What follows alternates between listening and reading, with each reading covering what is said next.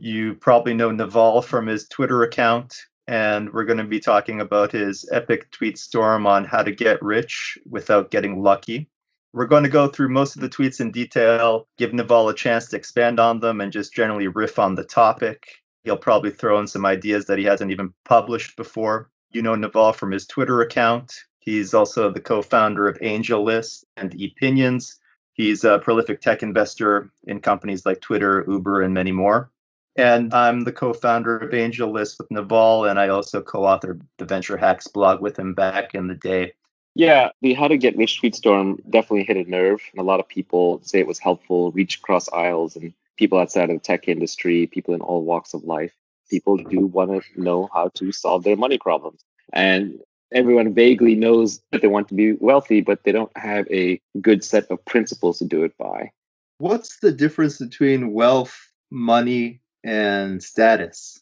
Wealth is the thing that you really want. Wealth is assets that earn while you sleep. Wealth is the factory that with the robots that's cranking out things. Wealth is the computer program that's running at night that's serving other customers. Wealth is even money in the bank that is being reinvested into other assets and into other businesses. Even a house can be a form of wealth because you can rent it out, although that's probably a lower use of productivity in the land than actually doing some commercial enterprise. So my definition of wealth is much more businesses and assets that can earn while you sleep.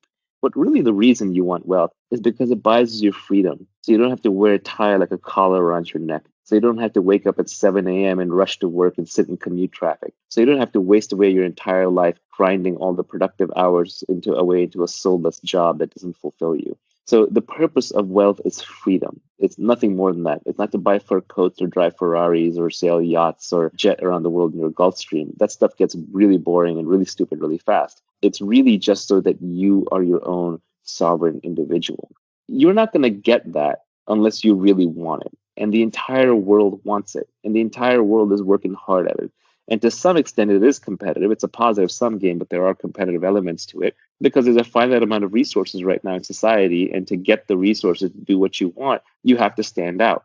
Money is how we transfer wealth. Money is social credits. It is the ability to have credits and debits on other people's time. If I do my job right, if I create value for society, society says, oh, thank you. We owe you something in the future for the work that you did in the past. Here's a little IOU. Let's call that money. And that money gets debased because people steal the IOUs. The government prints extra IOUs. People renege on their IOUs. But really what money is trying to be is it's trying to be a reliable IOU from society that you are owed something for something you or someone who gave you the money did in the past. And we can transfer these IOUs around. So really money is how we transfer wealth.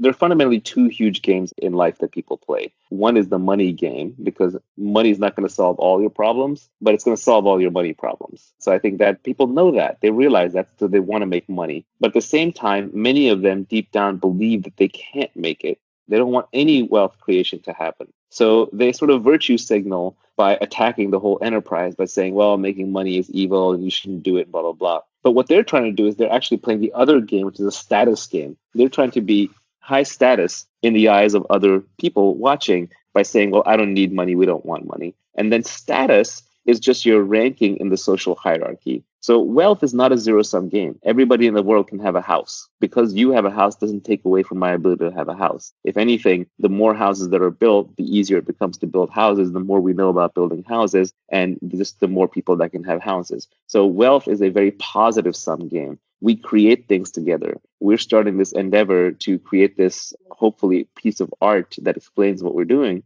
At the end of it, something brand new will be created. It's a positive sum game.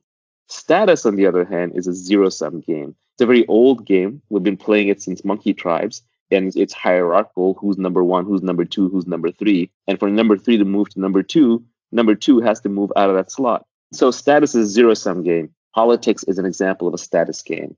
Even sports is an example of a status game. To be the winner, there must be a loser. I don't fundamentally love status games. They play an important role in our society, so we figure out who's in charge. But fundamentally, you play them because they're a necessary evil. The problem is on an evolutionary basis, like if you go back thousands of years, status is a much better predictor of survival than wealth is.